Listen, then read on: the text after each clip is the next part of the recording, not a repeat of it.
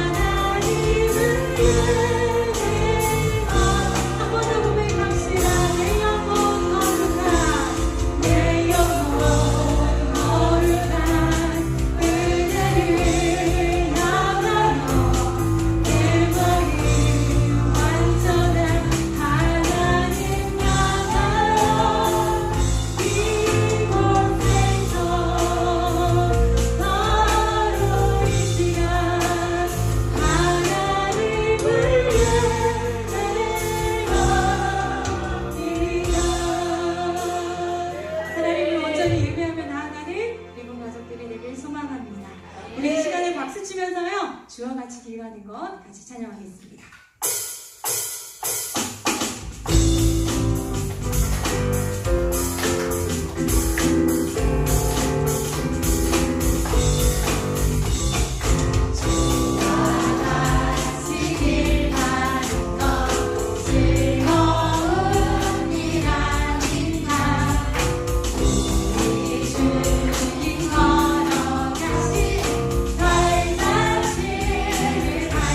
주와 같이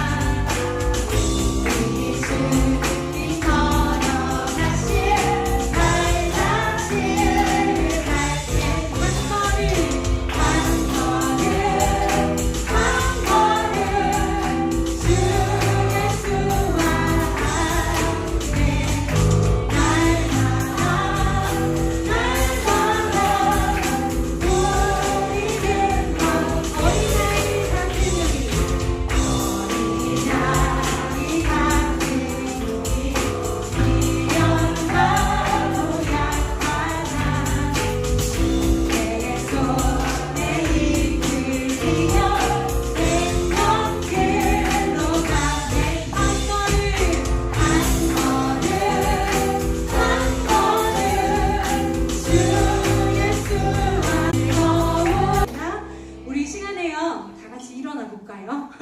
우리 친구들과 다 같이 함께 율동하면서 같이 찬양하도록 하겠습니다.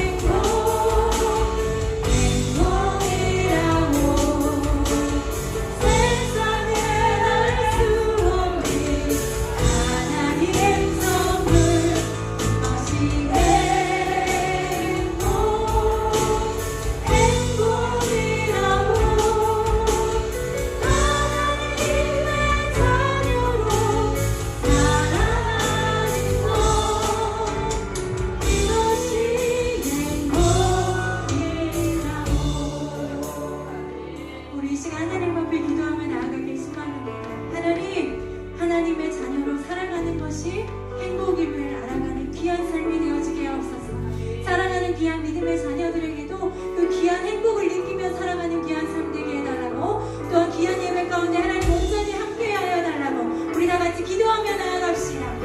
사랑이 많으신 하나님 아버지 감사드립니다. 오늘도 깨어나 허락하시고 주님 앞에 나오게 하셔서 하나님 아버지 예배드릴 수 있게 하시는 감사드립니다.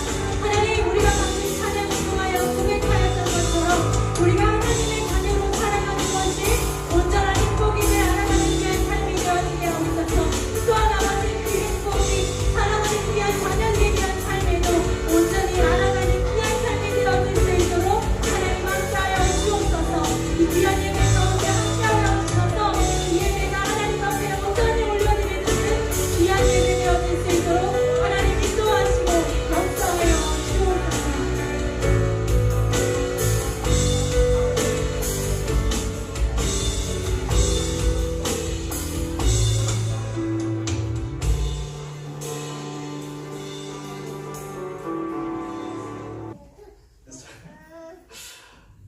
말씀 한번 보실까요? 우리 고린도전서 15장 10절 말씀 한번 보실게요. 고린도전서 15장 10절 말씀. 고린도전서 15장 10절입니다. 찾으셨으면 고린도전서 15장 10절 찾으셨으면 한 목소리로 합독해서 읽을까요? 그러나 내가 나된 것은 하나님의 은혜로 된 것이니 내게 주신 그의 은혜가 헛되지 아니하여 내가 모든 사도보다 더 많이 수고하였으나 내가 한 것이 아니요 오직 나와 함께 하신 하나님의 은혜로라. 은혜로 사는 삶이라는 제목으로 하나님 말씀 선포하도록 하겠습니다.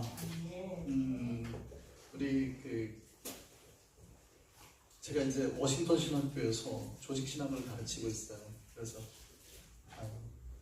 아이들 때문에 제가 좀 걱정이 되는데 교리적인 얘기 하나 하려고 했는데 우리 아이들이 잘 이해할 수 있을지 모르겠네요. 중요한 거 하나 제가 얘기하려고요. 우리는 믿음을 은혜로 받을까요? 우리 인간의 의지, 우리 인간의 노력으로 받는 걸까요? 네. 그렇죠. 우리 장로교, 여기 장로교입니다. 근데 사실은 이 두 가지가 크게 같이 이렇게 싸우는 거거든요. 감리교 쪽에서는 인간의 의지 또 한다고 하고 우리 장로교 쪽에서는 은혜로 한다고 합니다. 그러니까 우리가 자기 의지로 신앙생활하는 게 맞을까요? 하나님의 은혜로 신앙생활하는 게 맞을까요? 네, 그런 거 같으시죠? 근데 사실은 신앙생활은 자기 의지로 하는 거예요. 이게 무슨 얘기냐면 어떤 목사님 그렇게 말을 해요. 선교를 갔는데 무조건 선교에 참석해보면 하나님의 놀라운 걸 보게 될 겁니다. 이거는 지금 은혜의 기준에서 말하는 거예요? 인간의 의지의 기준에서 말하는 거예요? 의지의 기준에서 말하는 거예요. 아직 은혜가 안 왔어요. 여러분이 의지를 가지고 선교를 가면 그곳에서 하나님의 은혜를 발견할 거라는 거예요.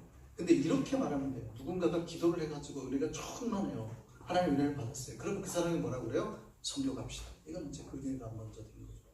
우리 신앙생활을 자기 의지로 할까요? 은혜로 할까요? 이게 이제 항상 헷갈려요. 그런데 감리교와 장로교가 부딪히지 않는다고 저는 봐요. 뭐냐면 관점의 차이거든요. 여러분 신앙생활은 내 의지로 하는 것처럼 하는 거예요. 오늘 교회 올 때 시간이 됐으니까 하나님 약속이니까 나가야지 내 의지로 하는 것 같이 하는 거예요. 열심히.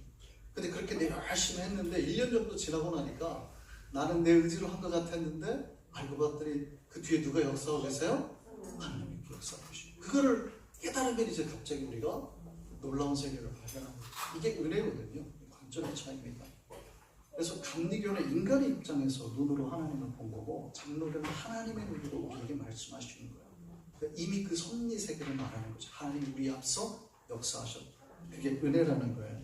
그래서 오늘은 우리 장로교니까 장로교에 입각해서 하나님 말씀 선포하도록 하겠습니다. 우리는 제가 신앙생활을 어떻게 해야 된다고요? 마치 내 의지로 하는 것처럼. 마치 이런 거예요. 우리가 수술할 때 어떤 의사가 5번 꼬매야 될 걸 3번만 꼬매고 난 다음에 믿음이 좋으니까 하나님께서 알아서 해주시겠지 하고 나가는 건 뭐예요? 우리는 은혜로 말을 하지만 사실 그게 은혜가 아니고 그쵸 인간의 방종이에요. 진짜 사실은 우리가 신앙생활 잘한다는 건 내 의지로 열심히 해놓고 내가 할 수 있는 최선을 다해놓고 하나님의 은혜를 기다리는 거여야 되는 거예요. 그래서 마치 우리는 매일 구원받지 못한 자처럼 주님 앞에 나아가는 겁니다. 어거스틴이라는 유명한 신학자가 있어요. 그분이 그래 말했어요. 우리가 마치 은혜 받지 못한 자처럼 살아간다. 이게 은혜의 신비거든요. 우리가 지금까지 우리의 힘과 열심으로 살아왔던 것 같은데 하나님께서 도와주시지 않으면 아무것도 이루어지지 않는 것. 마치 2살 되기 아이가 자기 힘으로 뭔가 열심히 하는 것 같은데 뒤에서 부모님이 이렇게 지켜주시는 거죠. 모든 재료부터 위험한 거 다 치워주시고 하는 거. 그러니까 우리는 사실은 장로교는 특별히 은혜의 관점에서 많이 말을 합니다. 저도 그렇게 생각을 하고. 그래서 우리가 하나님의 관점으로 우리 삶의 은혜의 역사가 날마다 넘치기를 소망합니다. 우리는 우리 힘으로 다 할 수 있을 거라고 생각하지만 사실 하나님께서 다 해주시는 거예요. 제가 여수에서 농사했습니다. 그때 저희 사택이 들어가면 제가 문을 열고 이렇게 들어가면 신발장 바로 옆에 이렇게 거실이 있었어요. 거실이 있었는데 옆에 약간 이렇게 파티션이 있죠. 이렇게 벽 막아주는 거. 근데 여기는 유리였어요. 그리고 바로 옆에 피아노가 있어요.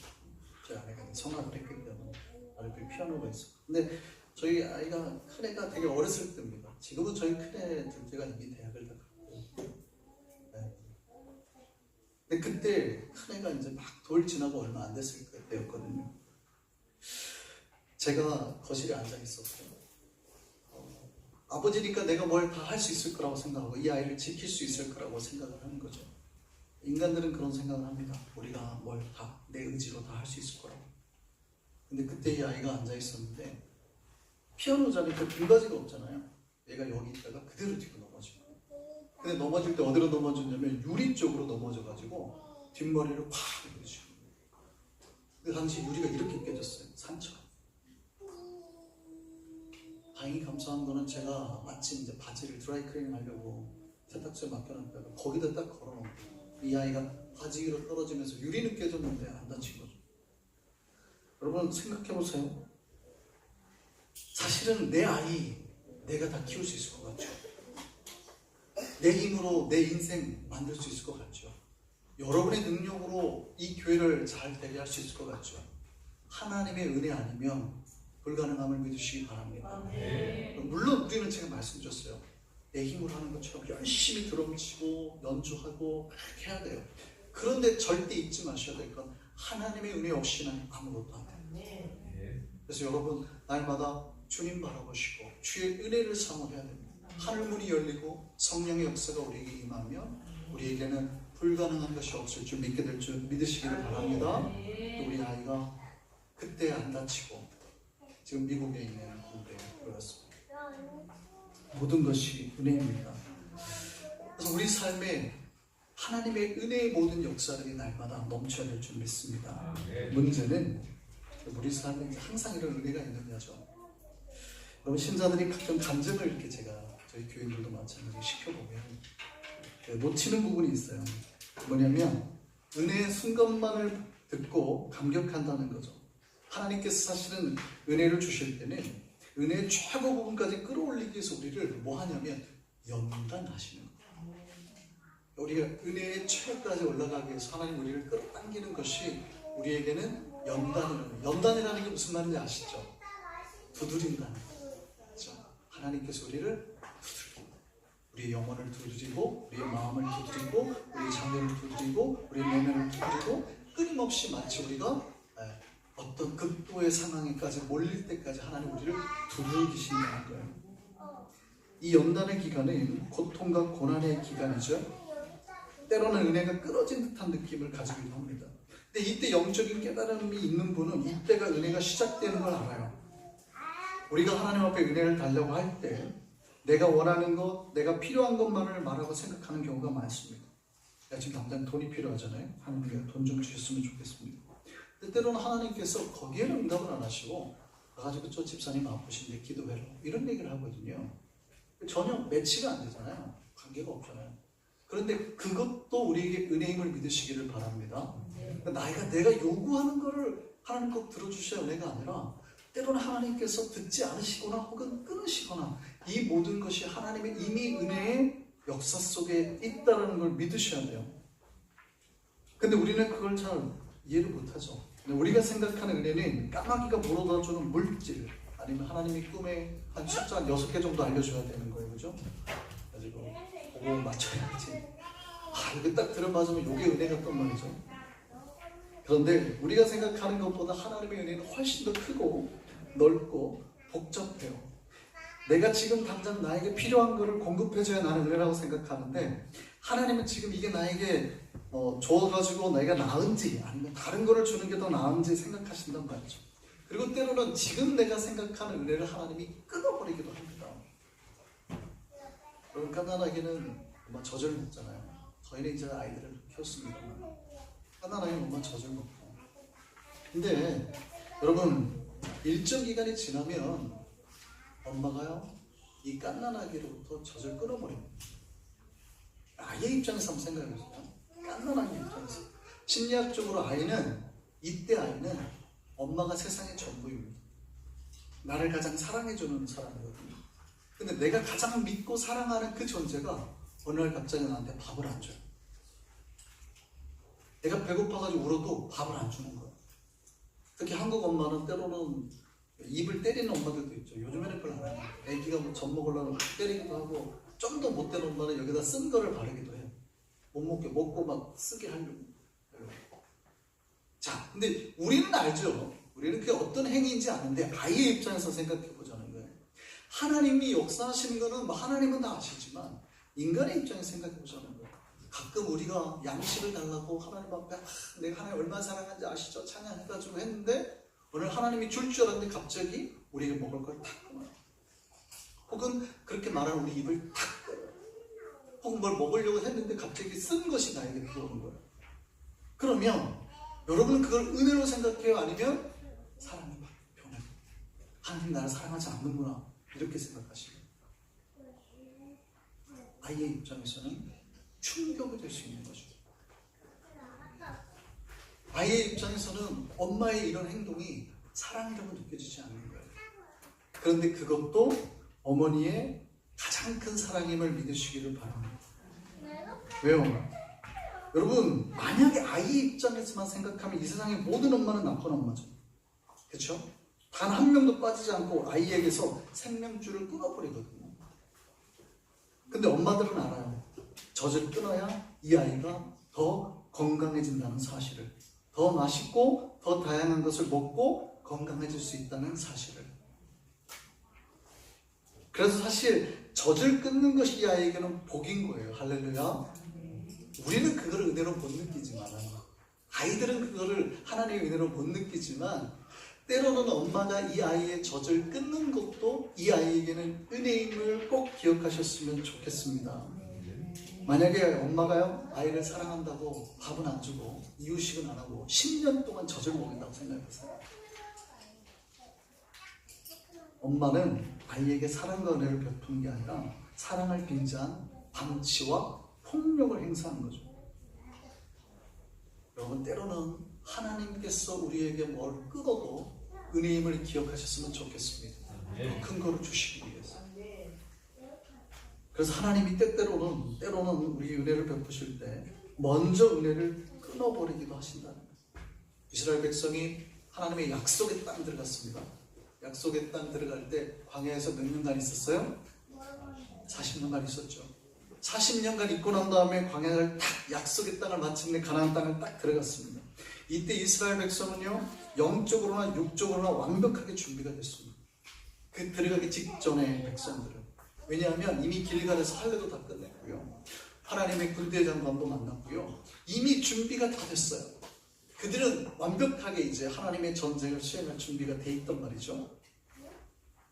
그리고 이제 본격적으로 전쟁을 딱 시작하려고 여리고성을 딱 보는데 드디어 성전이 시작이 되는데 이제 이 백성들이 하나님 앞에 헌신하고 나아가를 하는데 그 사이에 하나님께서 그동안 40년 동안 그들에게 내렸던 만나를 딱 끊어버리셨어요.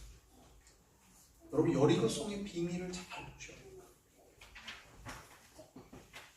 40년 동안 이들이 즐겨 먹었던 거예요. 40년 동안 이들은 걱정한 적이 없습니다. 매일 아침에 일어나서 밖에 나가면은요 뭔가 씨알 같은 게, 곡식 같은 게 있는 거예요. 그걸로 먹고 사는 거예요. 40년 동안 나에게 익숙해진 거예요. 한 번도 바뀌질 않아요. 먹고 사는데 불편함이 없었다 이 말이에요. 그런데 가장 중요한 전쟁을 앞두고 하나님이 하신 게 뭐냐면 그것 끊어버려요. 여기 굉장히 충격적인 사건이에요. 여러분 전쟁에서 가장 중요한 게 뭔지 아세요? 군량. 여러분 몽골 제국이 굉장히 대단했던 게 뭐예요? 우리가 가끔 잘 먹는 그 샤브샤브 있잖아요.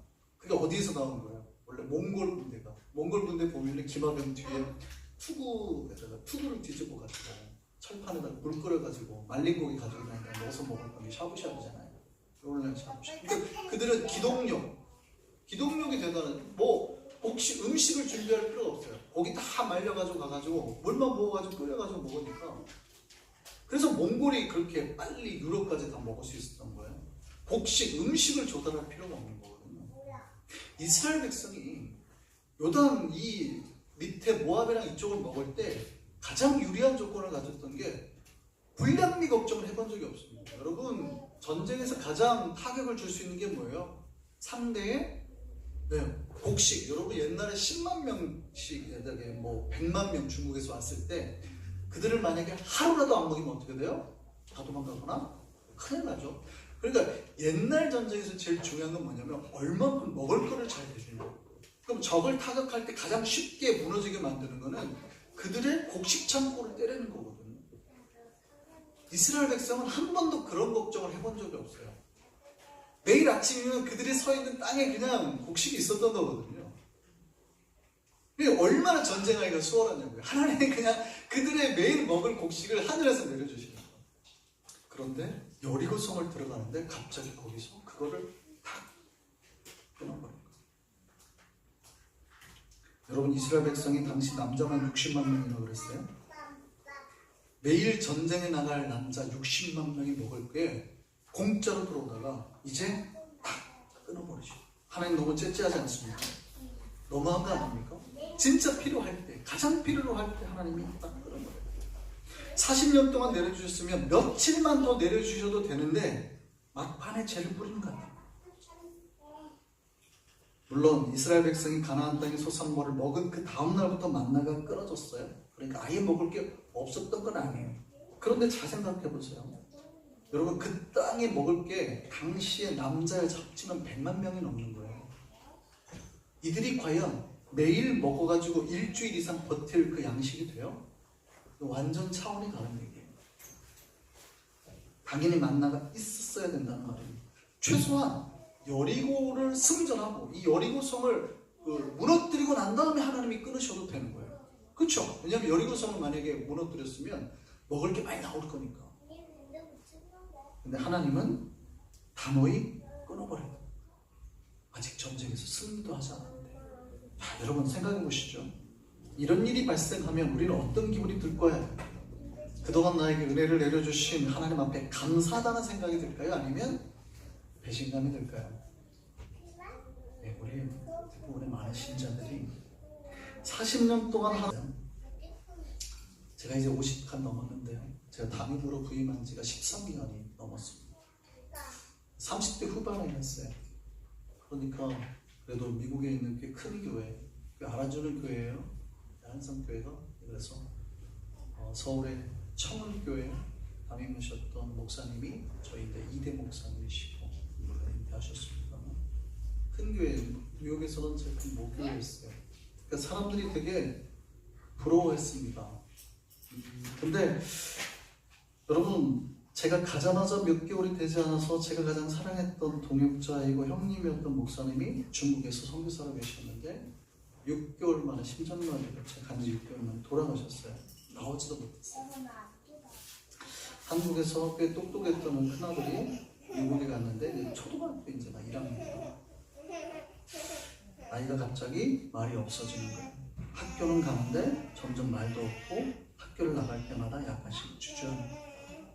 그러면서 아이에게 틱이 생겼어요. 틱이 뭔지 아시죠? 눈 깜빡이고 이렇게. 근데 이게 희한한 게요. 물론 저는 의사는 아닙니다. 틱이 점점 나빠지는 거예요. 틱을 1년 동안 하는데 처음에 이렇게 해요. 애가 이렇게 하더니 좀 지나니까 이렇게 고개를 이렇게 그리고 이제 여기 불빛이 있는 라이팅 쪽으로 고개를 돌리는 거예요. 불빛이 쪽에서 이렇게 계속. 그러더니 그 다음에 증상이 나는데 애가 제자리에서 도는 거예요.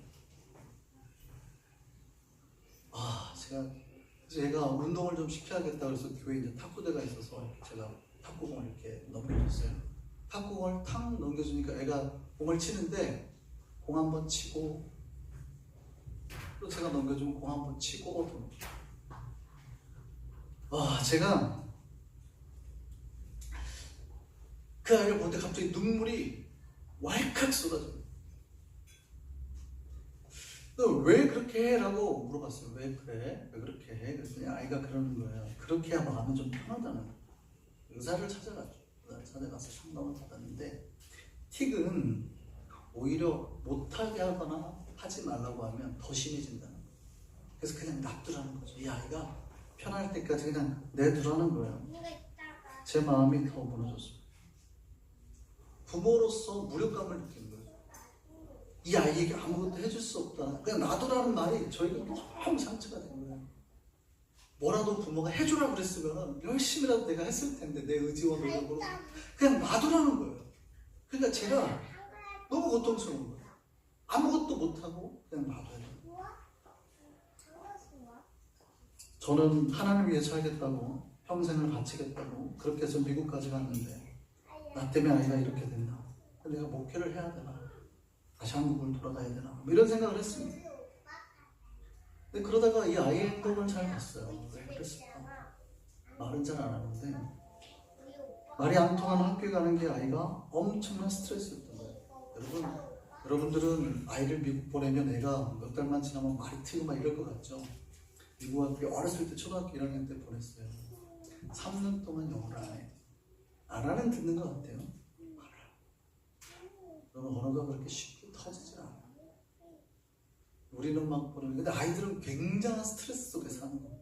아이들의 입장에서는 제2외국어를 한다는 개념이 없어요. 내가 저 사람하고 이야기하고 싶은 거예요. 그래서 왜 아이들이 미국 가면 뭐 한국어를 빨리 잊어버리냐면 아이들에게는 한국어라는 개념보다 내가 저 사람하고 소통하는 게 언어라고 생각하기 때문에 쉬운 쪽을 선택합니다. 영어가 익숙해지면 영어로 가는 거고요. 한국말이 익숙해지면 한국말로 그냥 가는 거예요. 아이들의 입장에서는 뭐 두 가지 언어를 쓰겠다는 개념이 없어요. 근데 이 아이가 거기서 극도의 스트레스를 받는 거예요. 아예 어렸을 때 가면 괜찮은데 얘가 벌써 그래도 똑똑해서 어렸을 때 뭐 이렇게 뭐 과학 만들기 대회 나가기도 하고 그랬거든요. 자기 나름대로 이미 어느 정도 초등학교 1, 2학년이 지나니까 정리가 돼 있었던 거예요. 벌써 언어적으로. 그러다가 새로운 언어를 받으니까 극도의 스트레스를 받은 거죠. 감사하게도 제가 이제 20대 때 스포츠 마스터를 배웠습니다. 오늘 밤에 아이를 이렇게 침대에 두고 어깨를 만지는데 여기가 정말 돌처럼 딱딱해져요. 의학적인 얘기는 아니에요. 제 경험만 얘기하는 거예요. 근데 거기를 만졌는데 완전히 딱딱해요. 그래서 기도하면서 이 어깨를 풀었어요. 매일 밤 마사지를 했어요. 놀랍게도요. 일주일 만에 증상이 사라지시죠. 1년을 끌었던 게. 저기 지금 저기 해답이다 이러시면 큰일 나고 저 개인적 경험만 말씀드립니다. 그런데 이제 그냥 안 하거든요. 푸시를 안 하거든요. 거기는 약간 한국처럼 공부 잘하면 메달도 주고 뭐 이렇게 했어요. 근데 이 아이가 과목별로 메달을 다 받고 전 과목 잘했다고 트로피까지 받은 거예요. 그러니까 자신감이 갑자기 확 생긴 거죠. 그러니까 그 몇 가지가 이제 같이 갔던 것 같아요. 저는 물론 기도의 역사가 제일 컸다고 생각합니다. 근데 이것도 의학적인 얘기는 아니에요. 처음에 제자리에 돌았던 애가 이렇게 증상이 거꾸로 가는 거예요. 이렇게 하더니 조금 지나니까 이렇게 고개를 하더니 나중에 눈 깜빡이다가 없어졌어요. 여러분, 우리가 살아가는데 하나님의 은혜가 아닌 적이 없었습니다. 때로는 우리가 할 수 없는 때가 있어요. 인간의 손으로 아무것도 우리가 할 수 없다고 생각하는 그건 아이들이나 우리 가정이나 교회도 마찬가지예요. 하나님의 은혜가 임하면 해결될 줄 믿습니다. 1년 동안 캄캄해가지고 어떻게 해결하나 눈물만 흘렸던 그게 일주일 만에도 해결이 되는 거예요. 할렐루야. 우리 이걸 믿고 살았으면 좋겠습니다. 은혜의 비밀이 여기 있어요. 때로는 하나님의 은혜는 내가 지금까지 받은 은혜가 끝이 나야 새로운 은혜를 부어주십니다. 많은 이들이 현재의 삶에 변화가 일어나면 무서움을 느낍니다. 그런데 하나님이 당신의 백성을 인도하는 방법이 때로는 지금 내가 누리고 있는 은혜를 끊는 것에서 시작해요. 물론 갑자기 끊는 건 아니에요. 하나님이 이미 40년 전부터 비전을 말씀하셨고 그 몇백 년부터 아브라함을 통해서 이삭을 통해서 약속의 땅을 말씀하셨어요. 그런데도 그들은 믿지 않았고 순종하지 않았죠. 또 하나님이 그렇게 하는 것을 잘 깨닫지도 못했습니다. 인간의 모습이죠. 그런데 하나님은 마치 때가 되면 엄마가 아이의 젖을 떼는 것처럼 우리에게도 당신의 은혜를 떼어버릴 때가 있어요. 그때 당황하지 마시기 바랍니다. 하나님은 더 크고 좋고 아름다운 복으로 우리에게 채워주실 줄 믿습니다. 여러분, 비전은요, 내가 보는 게 아니에요. 많은 분들이 비전을 보려고 하시는 경우가 있어요. 비전은 보는 게 아니에요. 비전은요, 보여지는 겁니다. 할렐루야. 하나님 앞에 기도할 때 비전을 주옵소서 그러셔야지 내가 비전을 가지겠다고 하는 거 아니에요. 여러분, 비전이라는 거는 텔레비전 우리가 말할 때 여러분이 뭘 만들어가지고 거기다 쏘는 게 아니잖아요. 만들어서 보여지는 거예요. 보여지는 거예요. 하나님이 우리에게 무언가를 만들어서 여러분에게 보여주시는 걸 붙잡고 나아가는 거예요. 이게 비전이에요. 교회에 비전이 있어야 됩니다. 하나님 우리 무엇을 원하십니까? 그러면 그 비전 붙잡고 가면 하나님이 우리를 은혜의 길로 인도하시는 거예요. 그 그림을 따라가는 사람 기억하셨으면 좋겠습니다. 내가 누리고 있는 이 은혜가 끝이 나면 더 큰 은혜가 채워주실 줄 믿습니다. 물론 하나님은 그때도 계속해서 우리에게 요구하시고 명령하실 거예요. 여러분, 여리고성은 총 몇 바퀴 돌았어요? 총 여리고성을 총 몇 바퀴 돌았어요? 강명도 목사님 엄마는 잘 가르치셨는데 몇 바퀴예요? 13바퀴죠. 총 13바퀴죠. 여기를 다 돌고 마지막에 7바퀴 총 13바퀴예요. 저 13바퀴를 도는데 도는 동안에 하나님께서 이스라엘 백성에게 명하신 게 있어요. 뭐라고 말씀하셨어요? 그렇습니다. 옛날 우리 개혁 성경에 보면은 들레지 말라라고 되어 있어요. 소리 내지 말라. 단 한 명도 소리 내지 말라. 근데 그 도는 방법이 되게 희한하잖아요. 60만 명의 남자들이 군대가 도는 게 아니라 나 돕니다 하고 제사장의 앞에서 이제 레위인이 나팔을 부는 거예요. 그렇죠? 우리 지금 돕니다 하고 나팔을 부는 거예요. 그러면 법궤 들고 백성들이 전쟁에서 이런 전략이 어딨어요? 종대로 가잖아요. 종대로. 줄줄이. 그런데 이스라엘 백성 전체가 돌아요. 아이들까지 다. 근데 거기에는 잘 생각해 보세요. 집안에 유력한 지파들의 족장들이 있을 거 아니에요. 잘 나갔던 집안에. 또 거기에 아이들도 이렇게 있을 거 아니에요. 그러면 불만을 해요, 안 해요? 어떻게 안 해요? 100만 명이 넘는 사람도 어떻게 한 명도 불평을 안 할 수가 있냐고요. 여리고성이 무너지는 조건 뭔지 아세요? 100만 명이라도 한 명도 말하죠. 하나님께서 말씀하시는 대로 하라는 거죠. 너희가 그렇게 할 때 나의 은혜와 영광을 보게 될 것이다. 할렐루야. 여러분, 제가 조직 신학 교수니까 항상 여러분 웨스트민스터 신앙고백 여러분 세례 받을 때 성경 공부 하잖아요. 교리 공부하잖아요. 웨스트민스터 신앙고백 제1이 뭐예요? 인간 제일 되는 목적, 그죠? 뭐예요? 그게 우리가 살아가는 목적이에요. 신자의 목적이 뭐냐 그럴 때 뭐예요? 하나님을 영화롭게 하고